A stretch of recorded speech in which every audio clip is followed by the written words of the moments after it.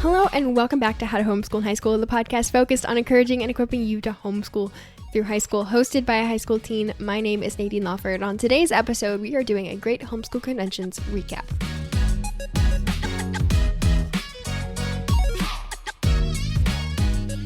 Welcome to this episode all about Great Homeschool Conventions, and I had talked about making an episode like this before we even went because I wanted to do live interviews from the convention exhibit hall, and we ended up being able to work that out.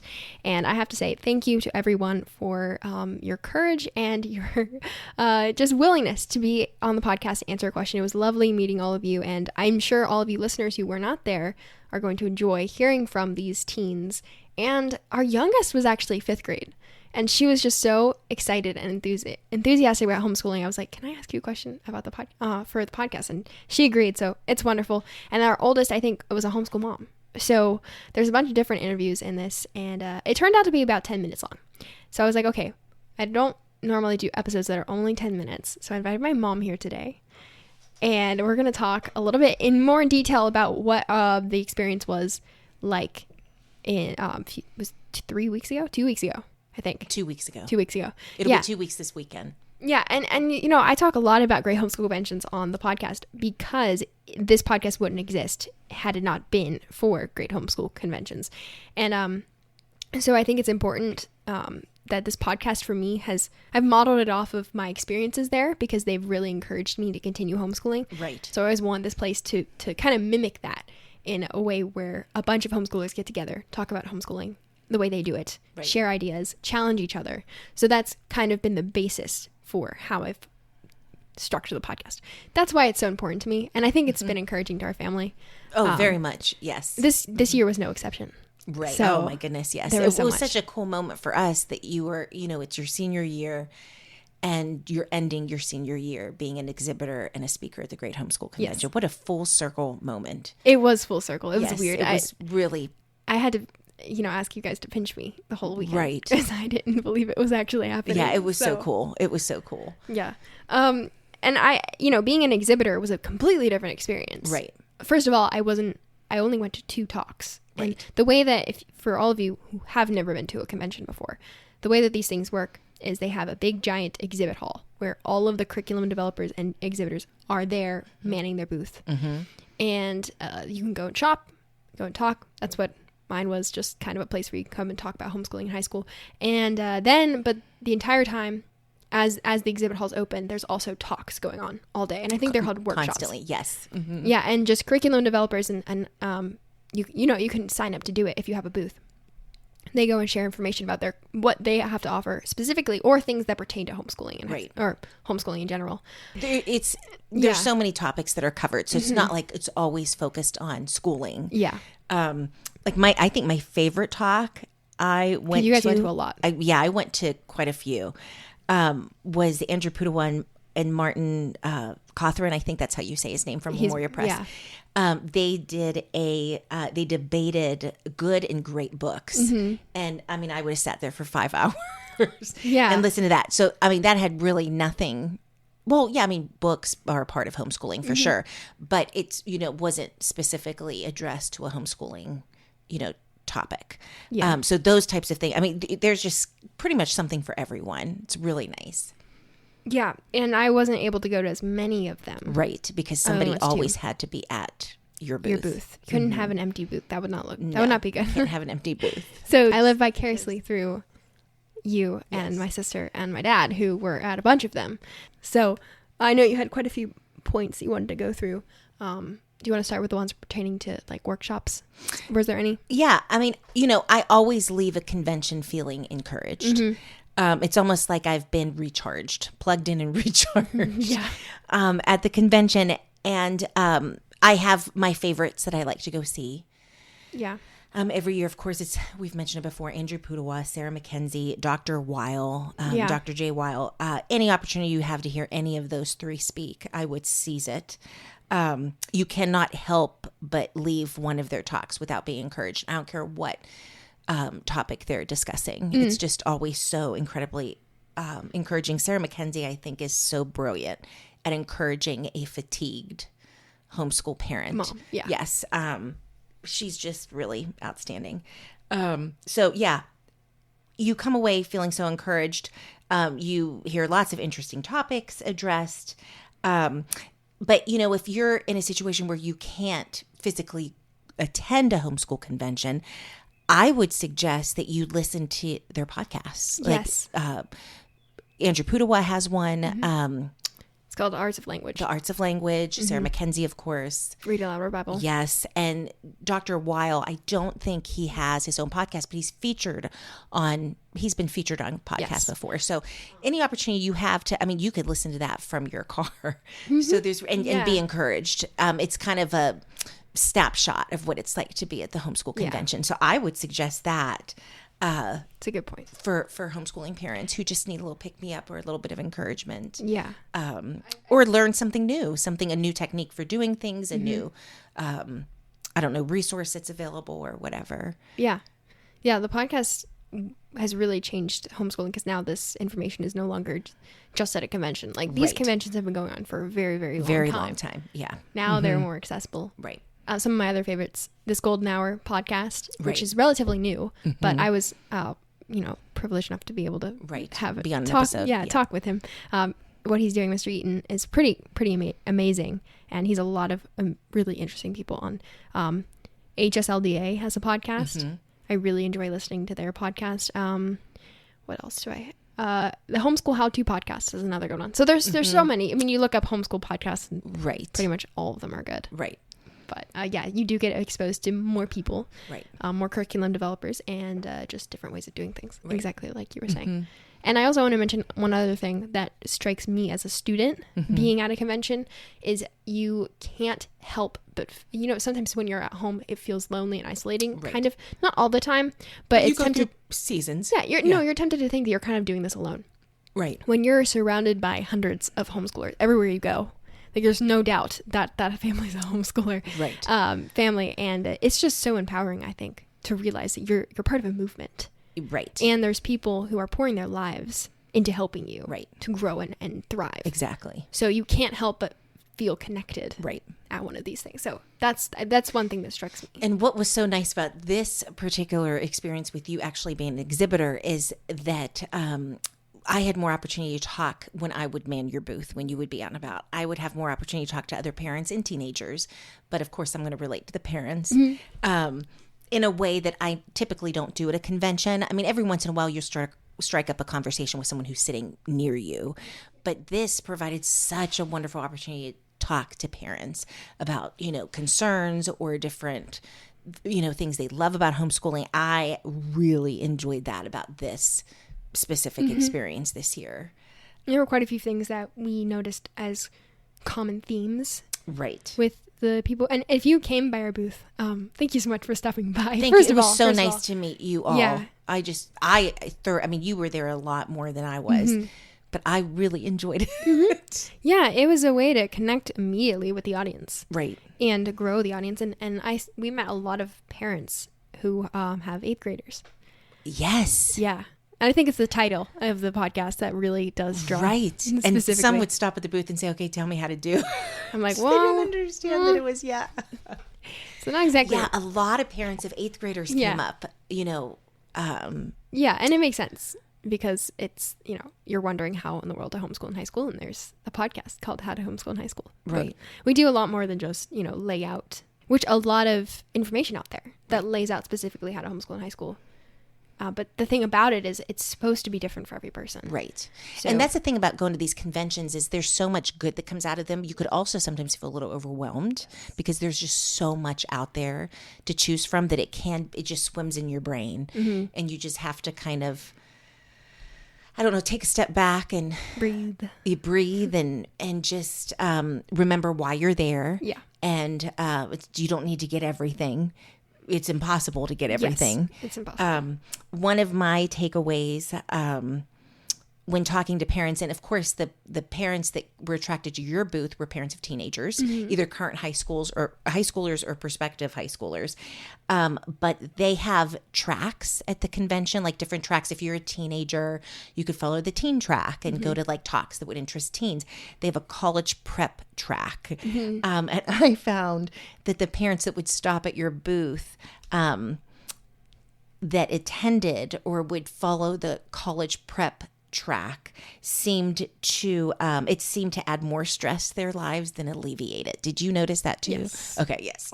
I think there was one mom who was like almost like teary-eyed because of the last talk that she was at. It was one of the college ones, and I'm like, oh no.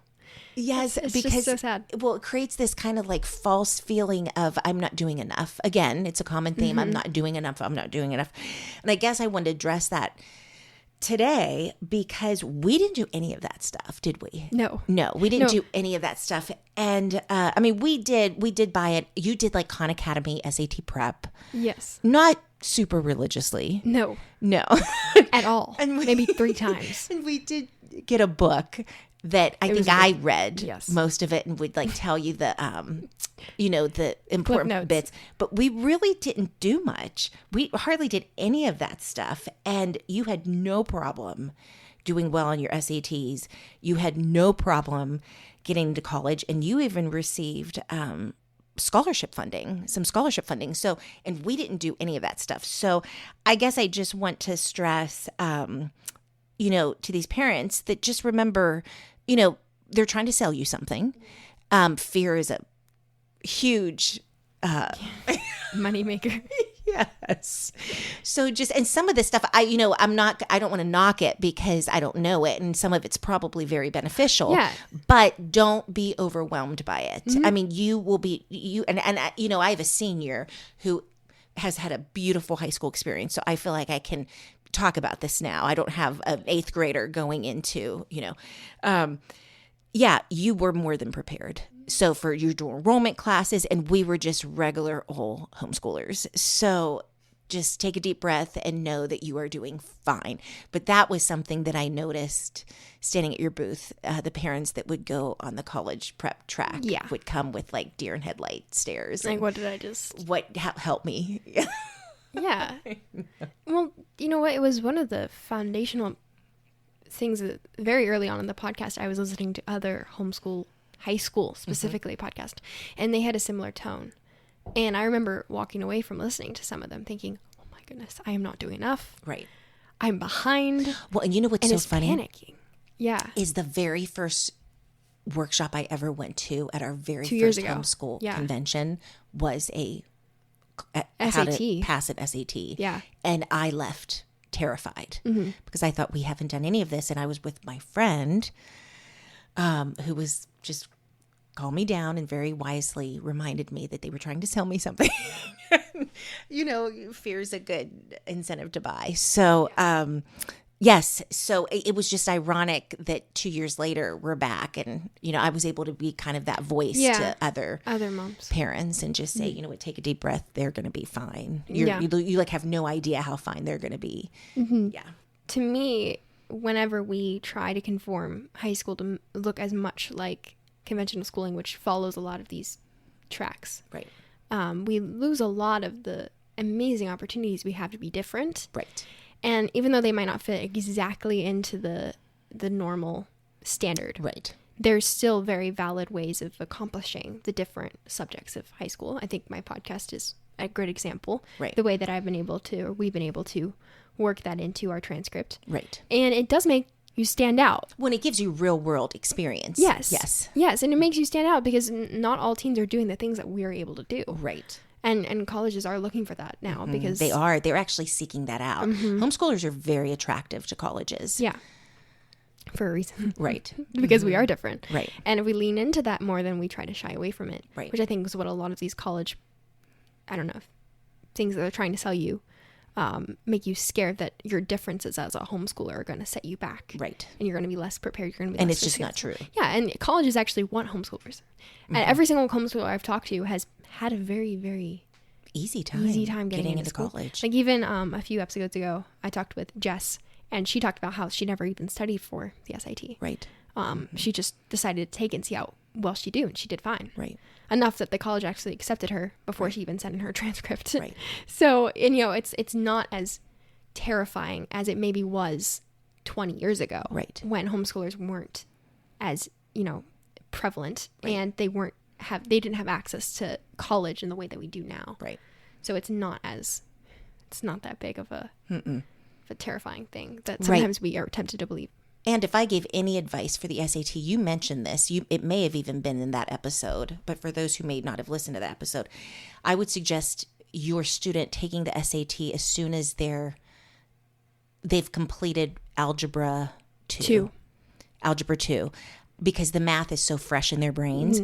Whereas we waited, you were in Calc 1, Calculus 2. Calculus 2 when you took the SAT. And I made the mistake of assuming that would make me fine. Right. Right. We're not doing the things we did in Algebra 2 anymore. Exactly. So you had to go back and refresh all your math. And it was just, if we would have taken it when you were done with Algebra 2, it just would have been so much more effortless, I think. Yeah. Or even pre-calc. Yeah, pre-calc too. Like, I'm thinking of Tessa. Yeah, Tessa will do it differently. Yeah, but it's just that I thought like, the more advanced math I am, then it must make the SAT easier. And in some ways, I was wrong about that because we aren't doing as much as we did in Algebra 2. Right. So whenever you're ready, and a lot of homeschoolers are just ahead, right, naturally. Yeah.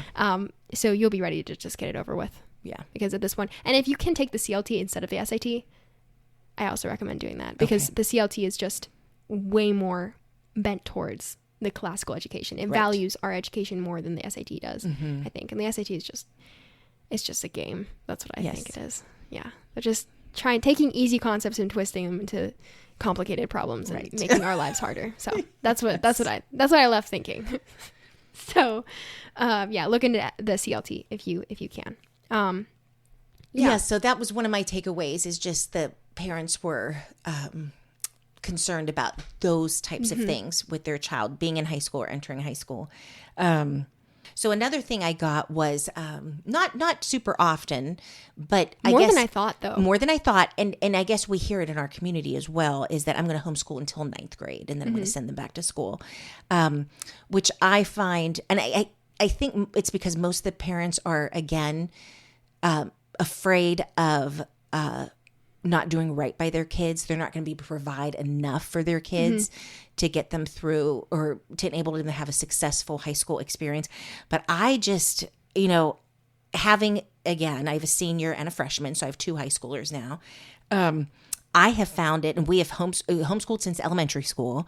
I have found high school to be the easiest time to homeschool for the parent, at least. Counterintuitive. In my experience, because so much of the learning is outsourced. At least that's how we do it. Now, you could do it a gazillion different ways, but we outsource a lot of the learning. And how we have done it in our home is I outsource anything I don't want to teach or that I don't feel qualified. Like you guys have just surpassed me so much in math. I'm just not capable of teaching you math. So we outsource all of our math. We outsource like the higher level sciences. Yeah. We do that just because I just don't think I'd give you, I don't know. I just don't feel there's so much that I would have to learn. Yeah. Well, and you can only do so much. You can only do so much. Yeah. It's not that you weren't qualified. I think you like science. I love science. I'm discovering through homeschool, my homeschooling journey as a mom is that I love science. And that was not instilled in me in traditional schooling. It just wasn't. You guys like science. But of course, the science curriculum we're using is outstanding. Brain builders. Yes. And, but we when you have access to a teacher like Dr. Weil, of course I want my kids exposed to that kind of teaching. So we outsource that. And I reserve for me the things that I love to teach, which is history and language arts and literature and all that stuff. So it has made high school just easy as a parent, so much easier. I actually think high school is the easiest time to homeschool. So if parents are making that decision because of a fear of not being able to give their child what they think they need academically, that is not that's a falsehood.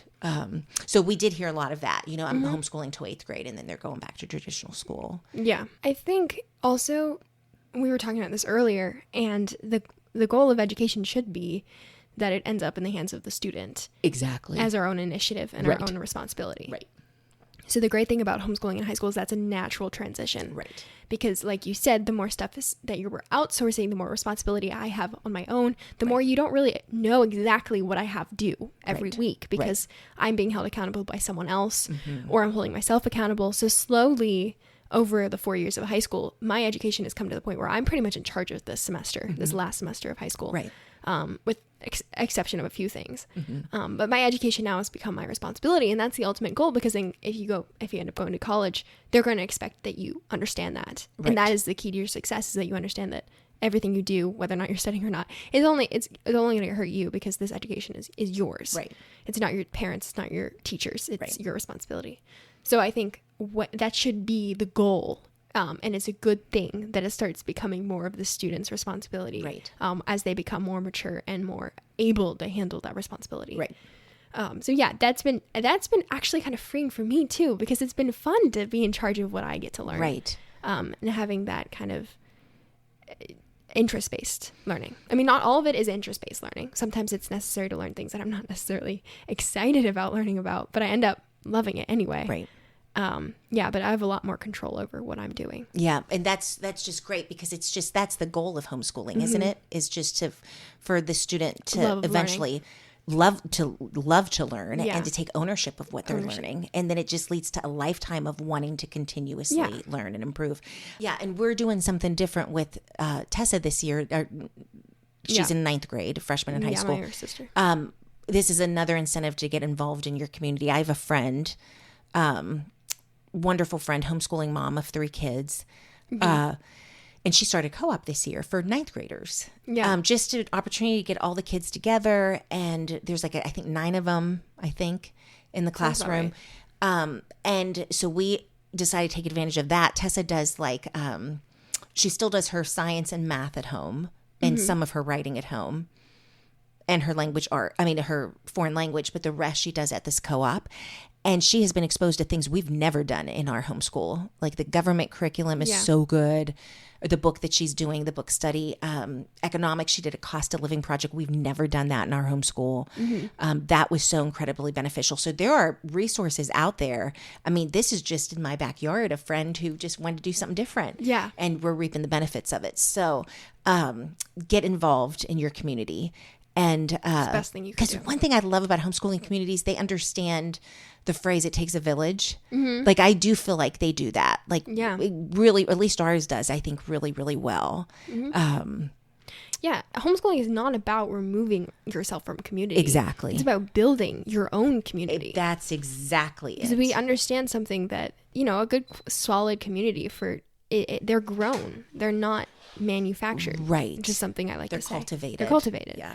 And I know in our community, if we don't have something, usually someone will fill that void. Yes. We have a mom who has, several kids and budding teenagers. She has a couple teenagers now, and started a teens group. For teens, they get together once a month. They do some really, really cool stuff. Like murder mystery parties, book swaps, all kinds of cool stuff. And just for an opportunity for them to get together once a month. That's something she just saw a void and she's filling it. But copy paste that with other moms in our community that do similar things in different. It's just really, get connected. Get connected. That's the best thing you can do. And that kind of leads us to the third takeaway that I got from just manning your booth. It was so fun to talk to teens and parents, and it was very encouraging that the majority were very satisfied and content in their homeschooling experience, very excited about it. I mean, they are at a homeschool convention. Yeah. So usually I think it's usually you're either excited or you were dragged. Yeah.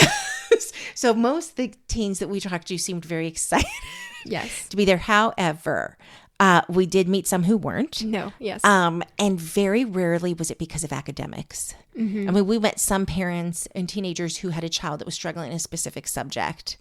But very, very, very rarely was it academics. Most of the unhappiness or dissatisfaction came from not having enough social engagements or things to do. Yeah. So that was one of my takeaways. Did you recognize that as well? Did you notice that as well during your talks? Yeah, I actually noticed two things. One was that specifically, where we were, a lot of teens my age or younger were worried about, you were dissatisfied with the amount of opportunities they had in comparison to the, quotes, opportunities, the multitude of opportunities that are available in public school, which it is not, it's not an incorrect statement to say that there's a lot of opportunities there.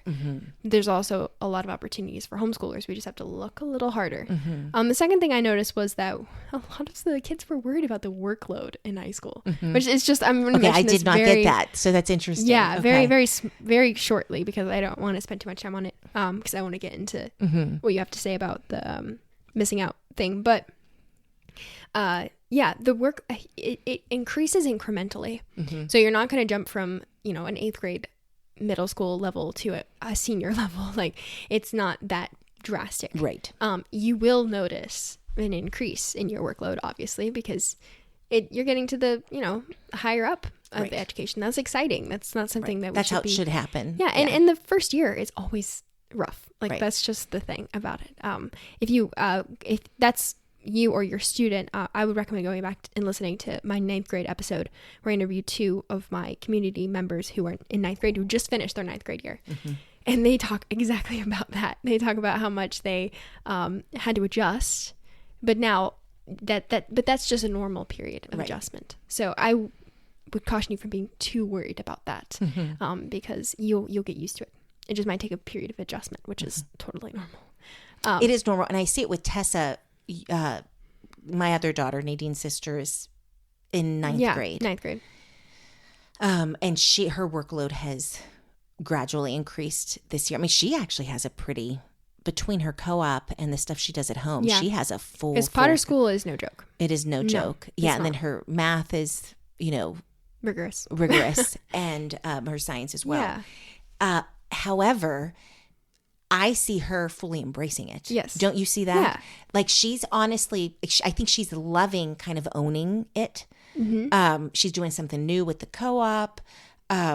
She's taken classes that she has seen you take. And so now it's her turn to take them. And I'm just really impressed. Yeah, you have she's to own managing the workload beautifully. And it's not overwhelming for her. I don't see that at all. No, not if you own it. Right. Which is the thing here. And it's something we should be afraid of, because all hard work yields a profit. Right. There's something so beautiful about owning it and working hard and then seeing the fruit of that. Right. And it's exciting too. It is exciting. You're getting to learn some really cool things. Stuff. You're in the higher levels, like your access to really cool teachers. It's just this new phase in life. Yeah. That if you want to get the most out of it, you have to own it. Yeah. And you're transitioning from, you mentioned this in your talk, from a position of being told constantly what to do, like your parents, or did you get your history done? Did you do this? Whatever, to kind of having a voice. Yes. A partnership. Yeah. It's a really odd, but beautiful development in the homeschooling household. Yeah. Yes. Where it does become more of like a partnership. Like, okay, like, for instance, Tessa's super interested in health and fitness, wellness, and eating well. And so I think next year we're going to tailor her science, like save a couple of the biology units from this year for next year, and do maybe like a health kind of anatomy, physiology, tailor it to suit what she's super interested in. She has a voice in that. And that's going to go hand in hand with her gardening. And, that's what's so super fun about doing it this way is, okay, what is the student interested in?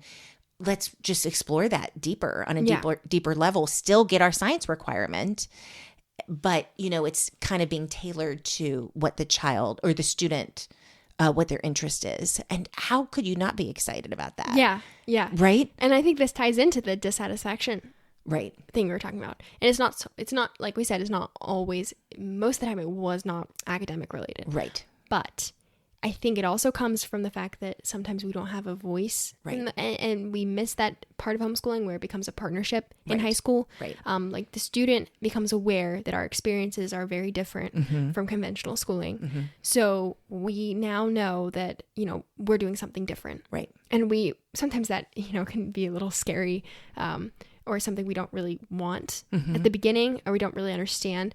So having a voice in the homeschool is very important for teens to have, I think. Oh, absolutely. Academically and socially. Right. But we have to be able to take responsibility for that as well. Yeah, socially, I think it's important because I've noticed, just comparing, I only have the two of you.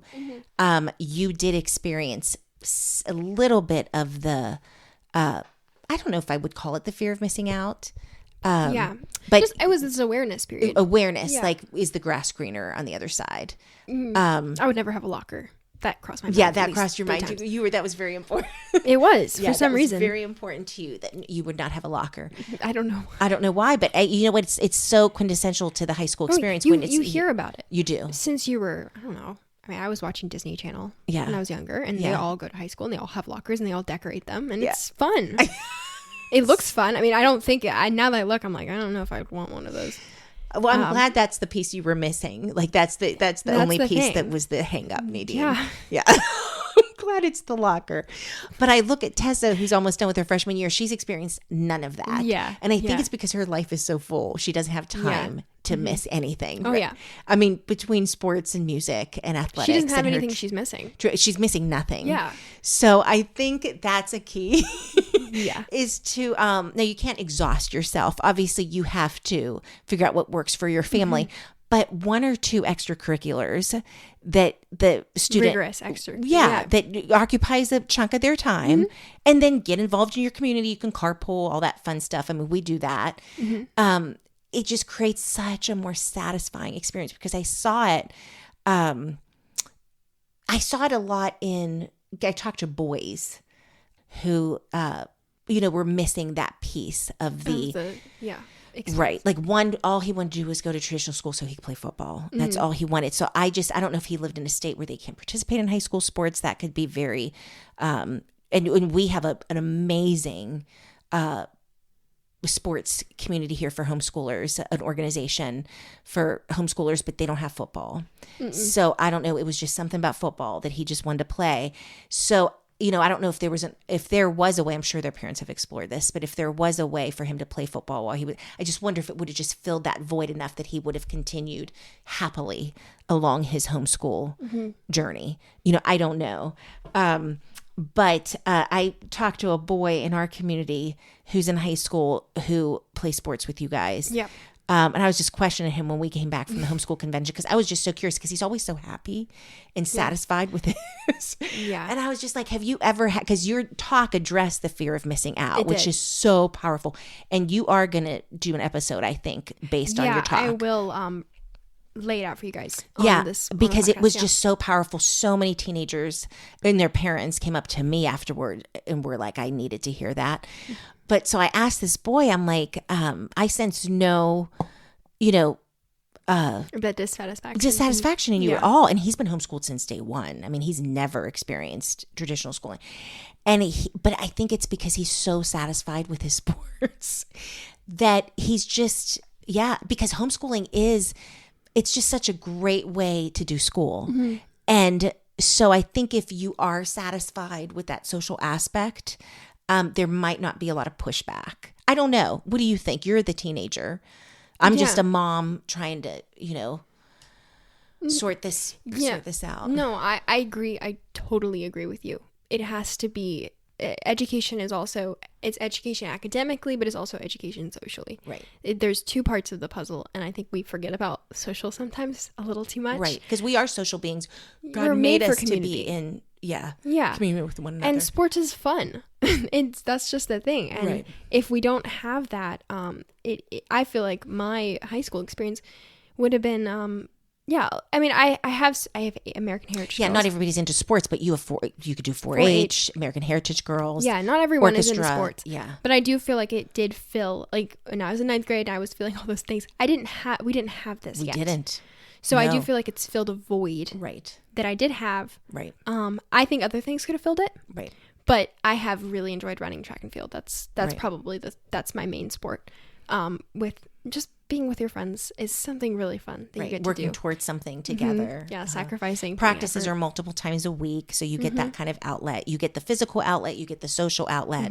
Exercise is important. It's so important too. so Yeah. important. So I think you made a point in your speech to high schoolers about some advice you were given. I think it was through your podcast, right? No, it was through another podcast I was listening to. Oh, it was through another Yeah. podcast you were listening to. Which is why it's important to listen to other podcasts. Exactly, Nadine. So, but somebody mentioned get your driver's license Yeah. as soon as you possibly can, if it suits your family, that Yeah. if you can do it, because it just opens up a whole nother door Yeah. to these kinds of opportunities. Because parents, I mean, like I know me with having our business and, a husband that travels, it's sometimes not possible Yeah. to be two places at once. And especially when we moved here and we didn't know anybody and building our community, and we didn't have like the carpooling options that we have Yes. now. Yeah, it's hard. So if you get your driver's license, like some states, you can get your permit at 15. Yeah. And your license the day you turn 16. That's not our state. No. But some states. So my advice, I think that's excellent advice. Get it as soon as And possible. then let you go out and take yourself. Yeah. Yeah. Like yesterday we were at track practice from 1 to 3. Right. And then we decided to go to the coffee shop and get a coffee. It was just me and my sister. Yeah. You were, I don't know what you were doing. You were working on your bake. Yeah. Yeah, you were working. And then we went to the library. Right. And we went and fed our horses. And we went, so it was like a whole afternoon, just Right. the two of us hanging out, doing stuff. Yeah. It was super fun. Super fun. That's something that has come from me getting my license. And I didn't necessarily get it early. right. I kind of wish I would have gotten a little earlier, Right. but I've had it for 2 years. Right. So that makes a difference. Right. Yeah, no, obviously it's not going to work for everyone. Right. But I think it works for a lot of people. Right. And it's important. It will make a difference. Right. If you do it. Yeah. So Yeah, that was if I sensed. I mean, if I heard of any kind of dissatisfaction in high school, it was mostly very, very rarely was it focused on. Was it surrounding academics? It was Yeah. always a social Yeah. issue that student just felt like they weren't getting enough. Or and whatever. with all of this in mind that we learned, I'm going to try my very best to make this podcast as helpful as possible in those areas. Talking with kids who've done cool things, extracurriculars, So we met other some opportunities. cool. Daddy Yes. met someone. I wasn't there, and I don't think you were there. But the falconry. Oh yeah. Yeah, I the hope kid- I'm saying. I don't even know if I'm saying Falconry. it right. Yeah, you're Is right. it? From my understanding, it's a. I think he might have just been talking to the parent. I don't know if the I teenager think was it was there. the parents. Yeah, I can't Yeah. remember, but they had a boy who trains falcons. Okay, How cool that's is falconry. that? Nothing to do with the typical high school experience. No, and he's just having a ball. Yeah. Yeah, he's just having so Yeah. much fun. Take advantage of the opportunities you have. Right. And if you don't have it, And you I have to think start it. that's the switch that needs to be Yes. flipped in the mind of the teenager is that you can approach your high school years as 4 years of not deprivation, No. but 4 years like you of just abundance. Abundance. Yeah. You have to shift your focus on to that. Yeah. Does that And- make sense? Yes. Yeah. And the idea that it's just easier to go to school. But that doesn't make it better. Exactly. It does, because school, I mean, think about it. It is easy. A bus picks you up. You don't have to worry about driving. No. A bus drops you off. Go to school. All your classes are handed to you. All your extracurricular opportunities are handed. You just have to pick the one you want to do. It's so easy. And sometimes the ease is, I think, what's attractive. It's like, oh, if I just went there, I could do anything I wanted to. It's all already done. There's no It's been paved. there's no Yeah. trails that need to be blazed. Yes. Because it's just done already. But oh my goodness, That's not how life works. that's First of all. that's not how life works. Yeah. It's not how life works. And it is like, I just look at the richness and all of the things that you have experienced because of your deciding to do this podcast.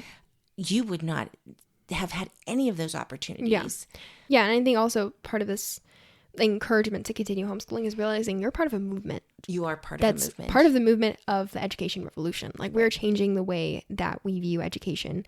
Something very drastic than everyone else. And that's so cool to be a part of. It is. And if we could get more teens, I think, to think that way. When I started thinking that way, I'm like, I'm part of this movement of Americans that are waking up to the fact that the school system it was not built for them. Right. They were not built for your students. It was built to take the students away from the parents. Right. And it's not working necessarily to benefit us. Right. If you realize you're part of that. Right. It creates the sense of unity, and it creates the sense of excitement. Yeah. A mission. It's a mission. It's a mission. Mm-hmm. It's a mission. You're on a mission to do something different. Yeah. I think we should end with the story, how you ended your... You want to end with the... I'll end with the story. You tell it. I'll tell a story. You tell it. Okay, since, it happened to me. Yeah. So 8th grade, we were at my grandfather's funeral, Jetto's funeral.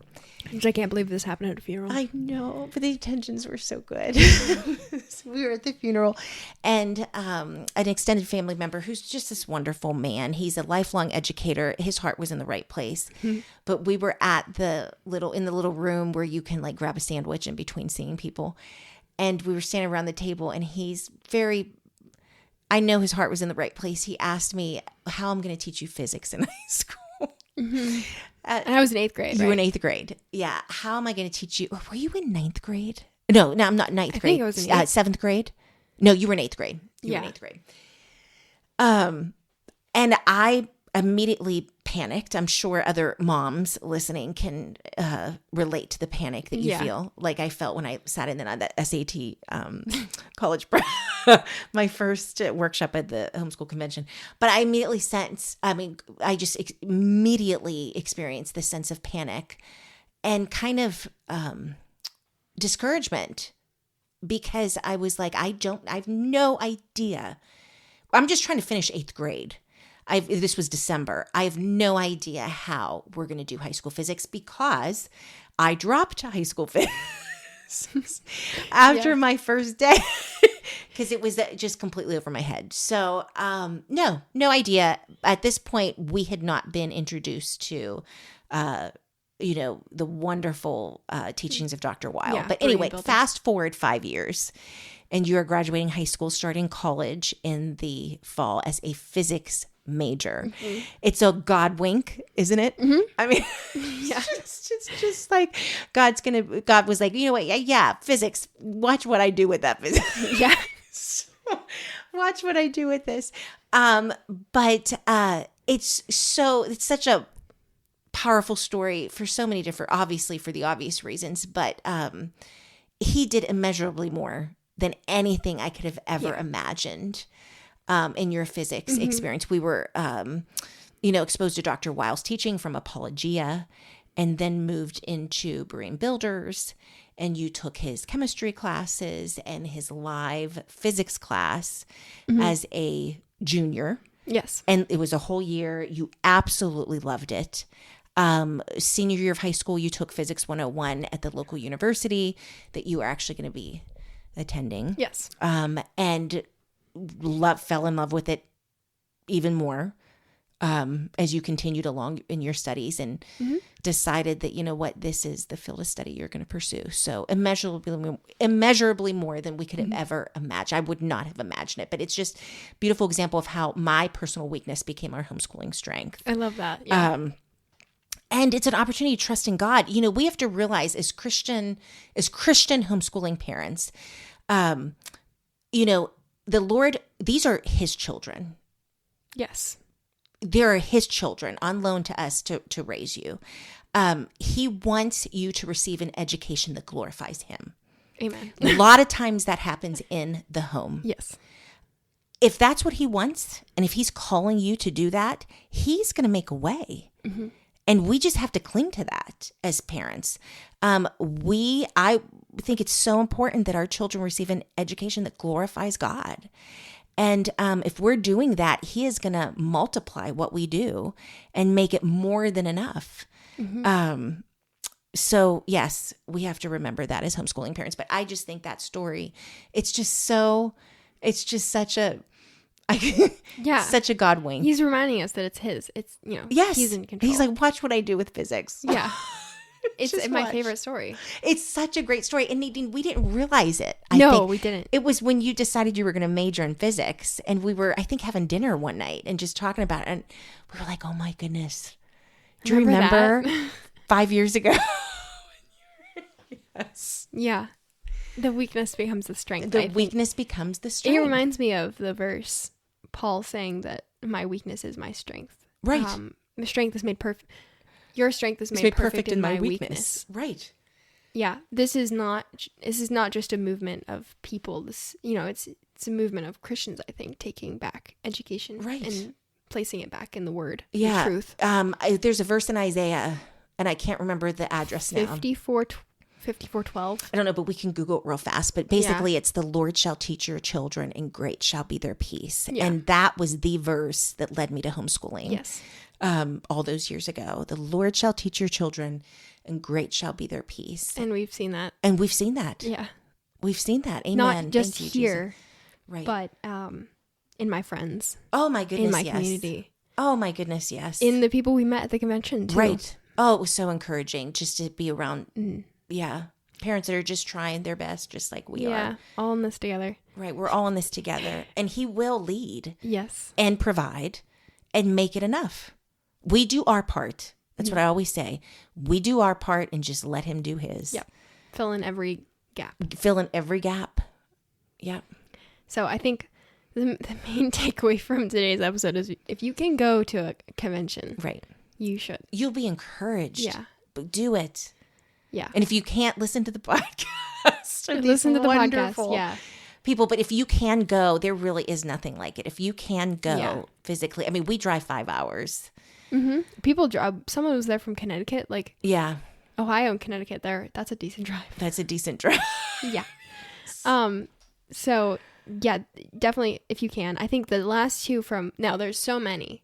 Some states do their own. I know Virginia has one that they do. Texas has one that they do. That are not affiliated with the Great Homeschool Conventions.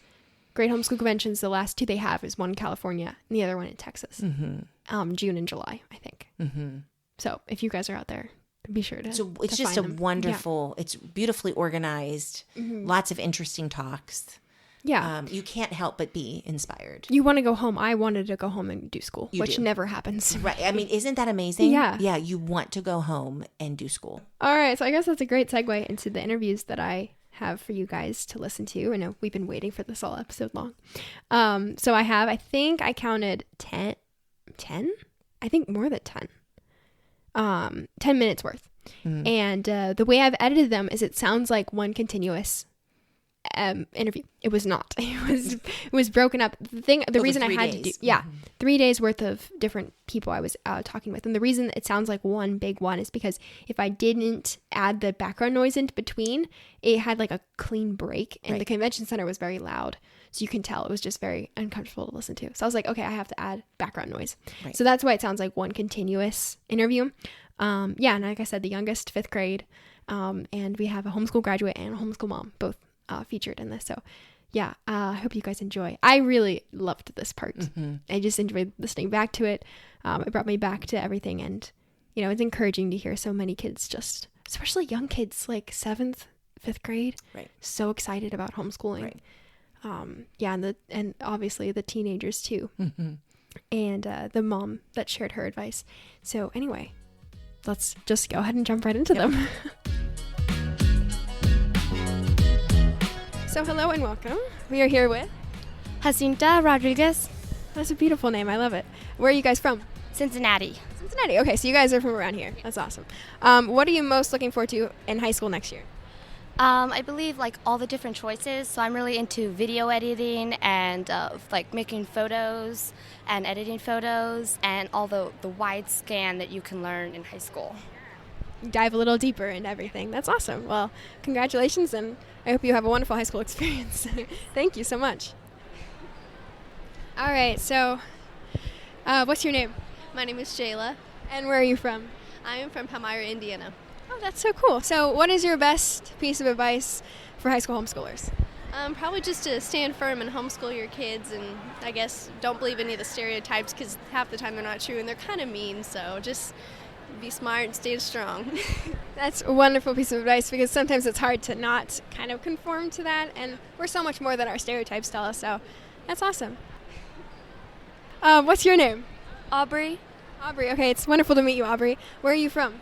Richmond, Kentucky. Oh, that's so cool. So you guys are pretty close. Are you pretty close? Nice. All right, what's your favorite part about homeschooling? That I can work at my own pace, really, and just go with the flow. And that's one of my favorite parts about homeschooling is we just kind of can structure our day however we want and get stuff done and go outside if we want to. So that's wonderful. What are your plans for the future? You have cool plans. I want to be an X-ray tech, and I think I'm going to start early. You're gonna start early. That's wonderful. I love that. I started dual enrollment in 11th grade. So would this be like a trade school kind of thing? Not really sure yet. We're just seeing what happens next. That's so amazing. Well, good luck to you. Thank you. All right. So could you please tell us your name? Jonathan Kunzman, Jonathan, and where are you from? Connecticut. Oh, so you guys are Connecticut. Yeah, you guys are far away. How long was your drive? It takes us a good bit to get out here. I would estimate 10 hours to get. Yeah. It took us about 5 hours, but still it's a decent drive. What is your favorite part about homeschooling? The freedom that it comes with.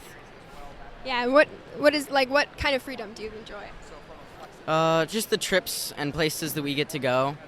You don't get to go many places when you're public schooled. Homeschooled, you can take a day off whenever you feel like it, and you can slow down what you're doing. That's one of my favorite things about homeschooling. And then your sister, you're just starting high school pretty soon. Can you tell us your name? Grace Kunzman. Grace, and what are you most looking forward to about high school? I don't know. There's probably going to be a lot of stuff that I'd like to learn about. Yeah, a whole new world of opportunities. So best of luck to you guys and continue your high school journey. Thank you so much for being on the podcast. Thank you. So we're here with Taylor, Morgan, Miley. You guys are all high school homeschoolers. Yes. How long have you been homeschooling? I've been homeschooling for a year. Okay. And I've been homeschooled my whole life. I've also been homeschooled my whole life. So you got a mixture. That's awesome. Okay, so what is one thing you wish more people knew about homeschoolers?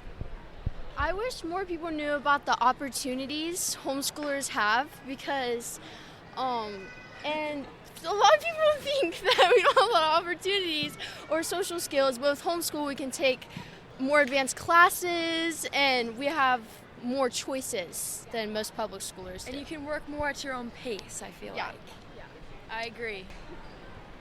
Perfect. That's wonderful. Thank you guys so much. Thank you. Okay, so what is your name? I'm Patience, Patience. I love that name. Where are you guys from? Wilmington, Ohio. What is your best piece of advice for other homeschoolers as a sophomore? I don't know for sure, but I would say just kind of be diligent, but also be willing to take breaks and enjoy the world around you in this phase of life. I cannot say it any better. Thank you so much. All right, so today we're here with Miranda Mummy. Miranda, and where are you from? I'm from Hillsdale, Michigan. Oh, wonderful. That's amazing. So what grade are you currently in? I'm currently in 7th grade. So you're about to be a high schooler. What's your favorite thing about homeschooling? My favorite thing about homeschooling is probably all the time I get to spend with my family. If I were in public school, I would be there 8 hours a day, and I would have extracurricular things, anything I wanted to do, like music, orchestra, sports, I would have to do afterwards, and I'm interested in a lot of things. But in homeschool, I can do all those things and still have time to be with my family and pursue my own hobbies. Exactly. I couldn't have said it better. You're very wise for your age to realize all of that, and I hope more teens hear and experience what you have. So thank you so much. Hello. Thank you so much for being on the podcast.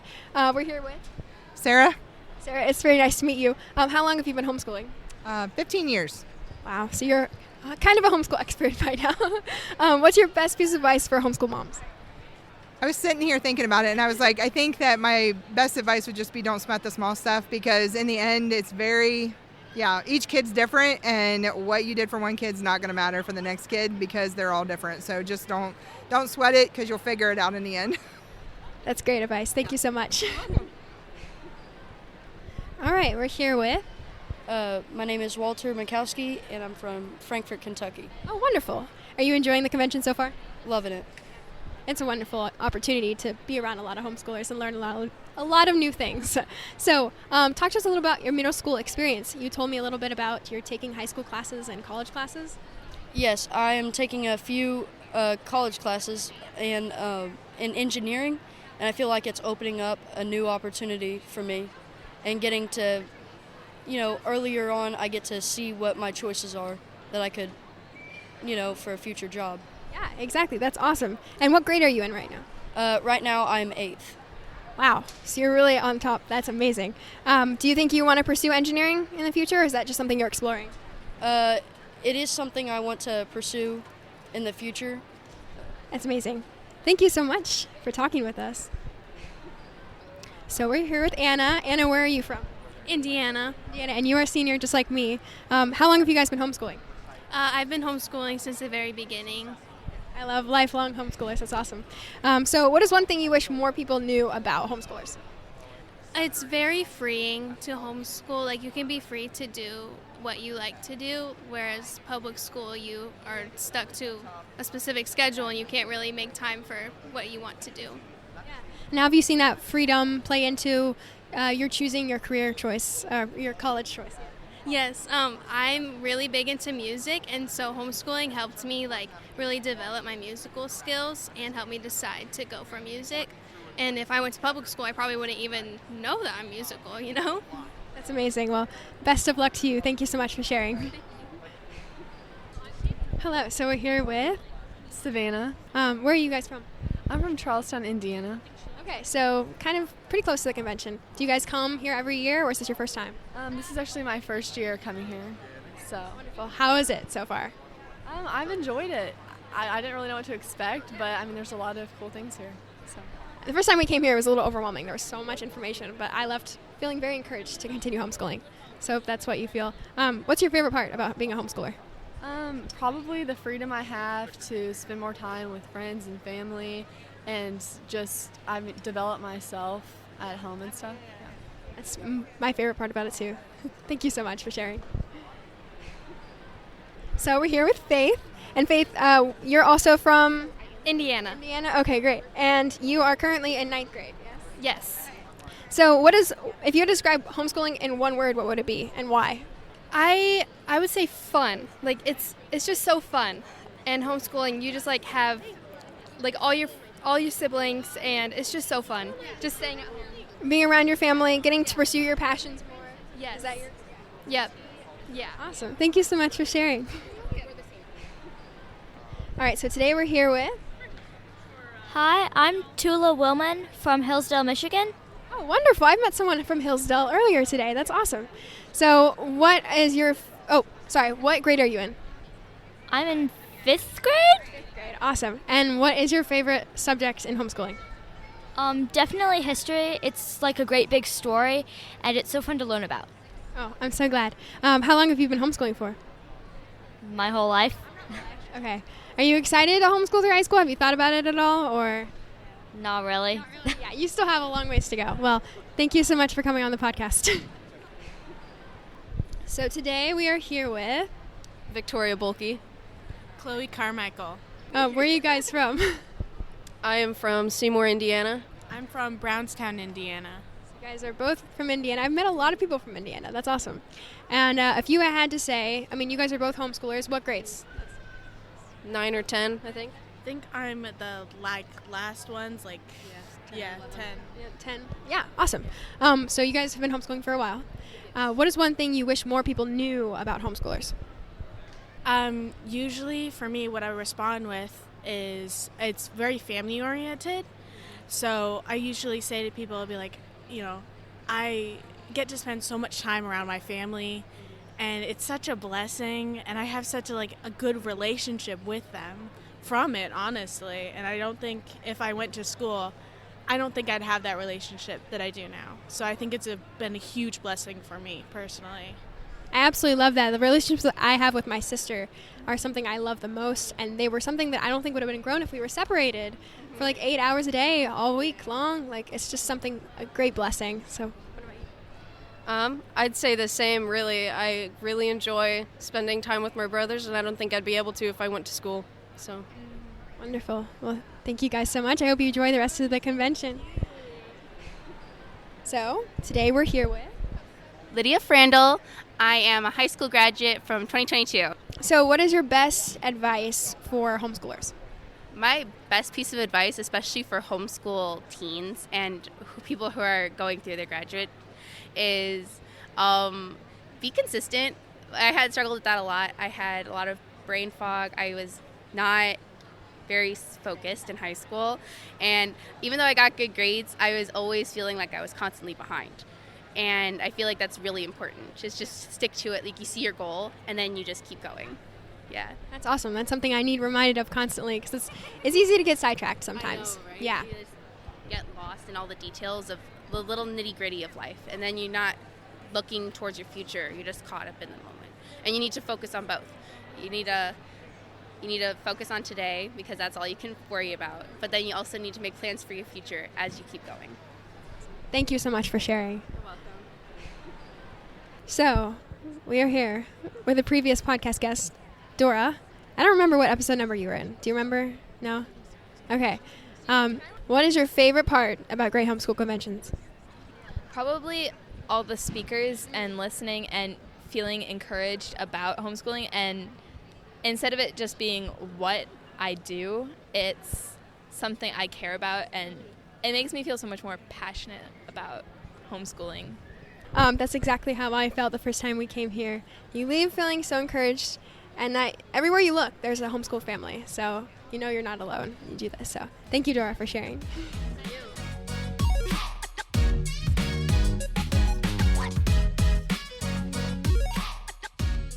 All right, so I hope you guys enjoyed listening to those.